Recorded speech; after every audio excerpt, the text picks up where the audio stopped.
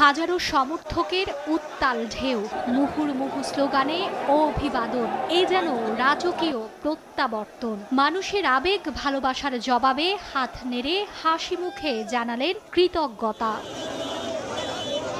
দীর্ঘ ৯ বছর পর বিএনপির স্থায়ী কমিটির সদস্য ও সাবেক যোগাযোগ প্রতিমন্ত্রী সালাউদ্দিন আহমেদ রোববার দেশে ফিরলে শাহজালাল আন্তর্জাতিক বিমানবন্দরে পৌঁছালে দেখা মিলে এমন দৃশ্য।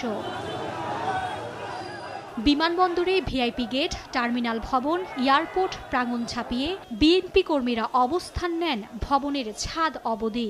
দুপুর ২টা ৫ মিনিটে এয়ার ইন্ডিয়ার ফ্লাইটে করে ভারতের দিল্লি থেকে ঢাকা পৌঁছান সালাউদ্দিন আহমেদ। ফুল, পোস্টার, ব্যানার নিয়ে তাকে অভিবাদন জানান বিএনপির কেন্দ্রীয় ও তৃণমূল নেতারা।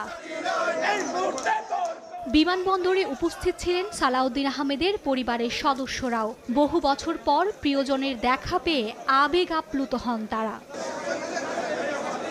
২০১৫ সালের ১০ই মার্চ উত্তরার এক আত্মীয়র বাসায় অবস্থান করার সময় ডিবি পরিচয়ে সালাউদ্দিন আহমেদকে তুলে নেয়ার অভিযোগ করেছিলেন তার পরিবার।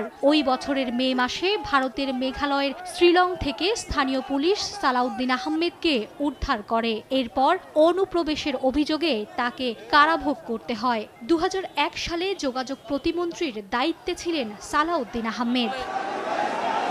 মার্জিয়া মুমু, সময় সংবাদ, ঢাকা।